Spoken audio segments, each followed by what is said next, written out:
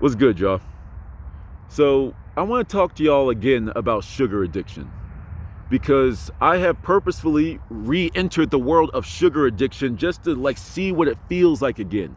And holy crap, I am now remembering how hard it actually is to completely quit sugar. I am it's baffling to me. Like, even with my disciplined ass, I'm like, yo, I am screwing up.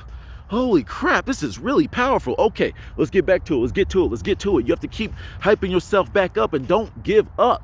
I'm right here with you now. I jumped back in to this world of addiction to like really help bring some people out. And it's like, and don't get me wrong, it's hard. It really is. But just because it's hard does not mean that's an excuse. It's hard. That means you need to give it more effort. You feel me? You know, I went to the grocery store today to get some mushrooms, some walnuts, a few peppers, bananas, apples, whatever. I got all that. But I also got this little vegan cookie. I also left with a bag of chips. And then I justify it by saying I'm saying goodbye to it. You see, this is the addiction talking. Well, I'm just saying goodbye. This is the last time I'm gonna eat this cookie. This is the last time I get this bag of chips. This is what we sound like as addicts. You know, you can't just say, I have to say goodbye to it one time. Say goodbye, wave, walk away. This is where I messed up. But this is where we continuously keep messing up in this journey to break away from sugar. Some of y'all think y'all doing good when you switch over to someone like, the older folk. It's like, I'm getting my diet soda, my diet. Okay, there's another trap in there too.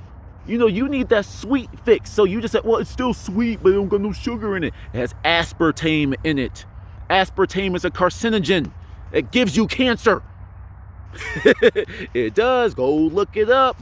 Go type in Sugar Monster Layla Africa and just watch that video. That will explain everything that I know about health. Him, Dick Gregory, and amongst other people along the way. But Layla Africa is the biggest one that snapped it into my brain. Like, yo, I don't want them to have that level of control over me. But damn, it's hard to break out.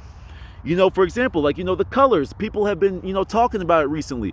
How, a lot of food industries, go look up the colors of some of your favorite fast food restaurants, your gas stations, your convenience stores that are full of sugary, fried snacks. A lot of them have the colors red, orange, and yellow on it. The red, orange, and yellow represent your lower primal self. There's the heart chakra, that's like the middle, the bridge, and then the rest of them are your higher self. But they want to keep you in the lower chakras. This is something why, I press to my semen retention guys, especially do the semen retention, but also look at your diet. Because your diet is what's also keeping you in this lower levels of yourself.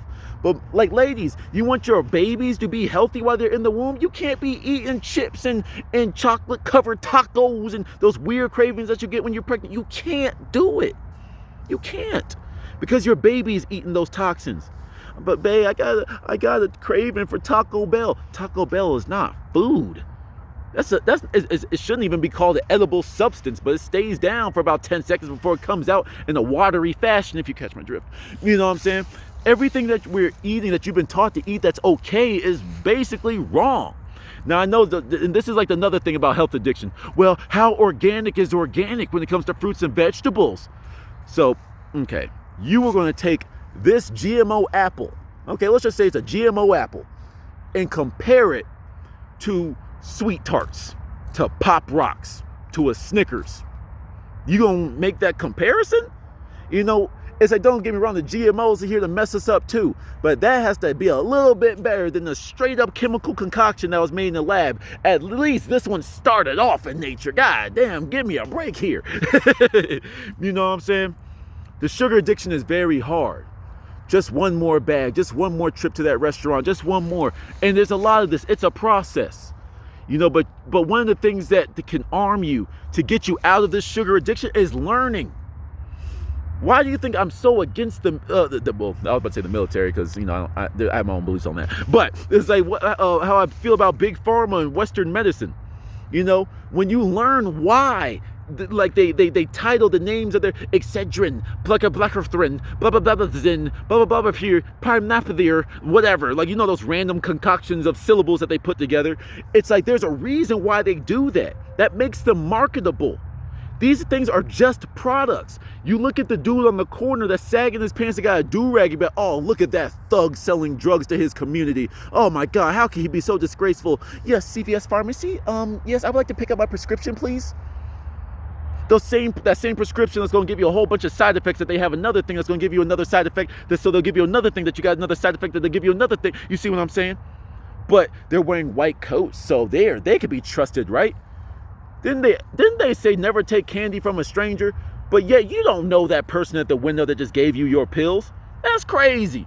You're telling your kids don't take candy from a stranger, but yet you are taking narcotics from some person that you have never met.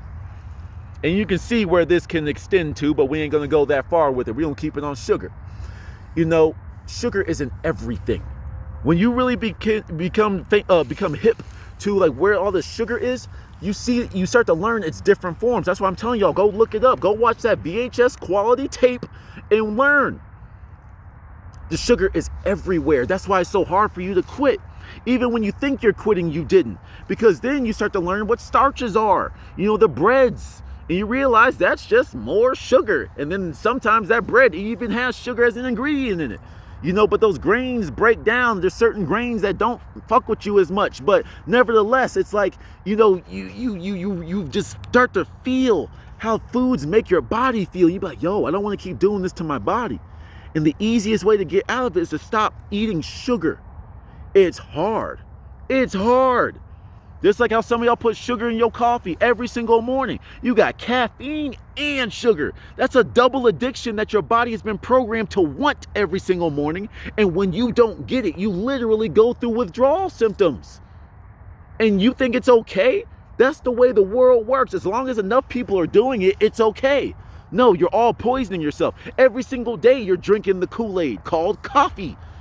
You know, I know there's certain places, oh, coffee is this and that, coffee is this. Well, from what I've learned, especially when you're dumping creamer and sugar and 10 pounds of sugar in the thing, it's like you've just made a whole chemical experiment that you drink every single morning. And you're wondering why your energy tends to crash around 10 o'clock, 11 o'clock. Damn, I'm feeling good when I get started, but when I sit down, I'm tired. Yeah, because you just had a sugar crash. That's what it is. It's a drug that you get high on every morning. Y'all look at people that do weed and shrooms like they're the Antichrist, but you take a drug every single morning. The world runs on Dunkin'. Y'all look like crackheads wrapped around the block like the rappers talk about when y'all at Starbucks at 6 o'clock in the morning, wrapped up around the place. You're addicted. You're addicted to all the consumerism. You're addicted to everything. They put sugar in everything, even in water. Some brands. They put sugar in water. You know, then sometimes they don't have to put sugar. What is it, like dextrose or sucrose? They hide it behind those names because they know y'all ain't looking at these nutritional facts. They know y'all ain't looking at ingredients. You know, someone actually pointed me out at the grocery store today. They was like, yo, I saw you put that back. May I ask why? You know, like there was some popcorn I was about to get, and they had a red bag on it. And like, I can't lie, the reason why I know why they addressed me is because I flinched my arm. Like, it's like a reflex. Because like the bag, it's like a bag of popcorn, something, I forgot what it was called. But it's a bag of popcorn and it's like a red bag, a solid red bag. It's like, damn, that sounds good. I was like, wait a minute. Look at this big ass red bag. Nah. And I flung my arm away from it. So then I guess someone saw me like fling my arm. I was having a moment. I was pissed off at like what the system was doing to me. I was like, yo, you think you're gonna trick me with this? Nah. So then the person next to me, they saw me and they're like, what was in that made you react like that? I was like, I can't lie, that was a little bit extra. But the reason why I didn't buy it is because this whole bag is red and it stood out to me to eat for no reason. It's a red bag. That means it's like, as I already explained, it's corresponding with my lower chakras, my primal. This is what makes you want to eat food. Chick-fil-A, Wendy's, what colors do they have in them? You know, Arby's, you know, where they like, I always wonder why people didn't like Arby's. And I was like, oh, that's why. Because like all the meat that they sell you comes in just these big old frozen blocks, these cubes, and they push it through a machine and put it on some bread. And you eat that. You know what I'm saying? When you learn about this, you start to go down the rabbit hole. It's like, damn, I didn't know all this stuff about sugar. I didn't know that's why I'm on this and that. I don't know, oh man, how do I fix it? Educate yourselves. Go down your own rabbit holes. Learn what you gotta do. I have a whole video talking about the cure for diabetes. Don't get me wrong, that was a rant video. If you are interested in that, go just type up the cure remedy for diabetes and then like skip to near the end. Can't even lie, I went in on that video. But nevertheless, it's like there's ways to do this. I live in a world where the answer always existed before the question. 2 had to exist before 1 + 1. So, how do I cure myself? There's an answer for that. How do I cure myself without the aid of Western medicine and prescriptions and stuff? There's an answer to that. You just have to go find it. The herbs have been around you this entire time. You just thought that you could only cook with them.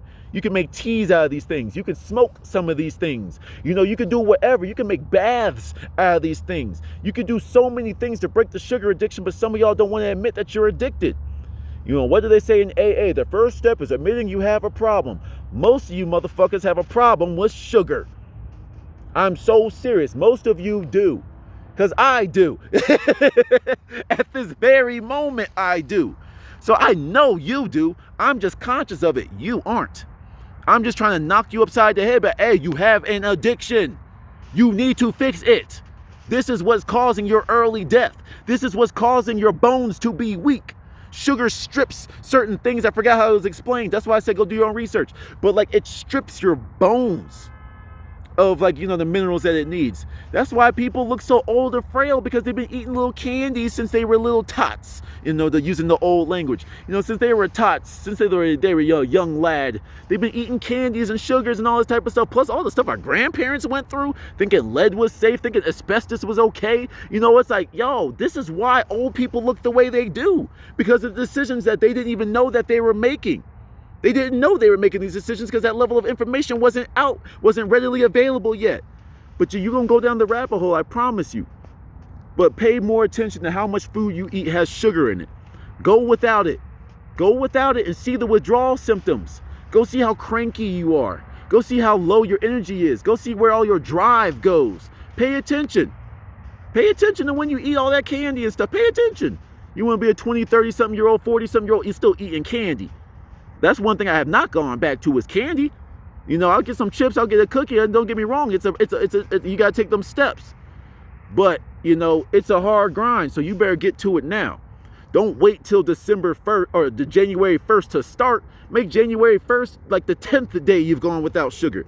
You know what I'm saying? Why you gotta wait? Start now. You know, start making the steps necessary. That's just my opinions. To the next one.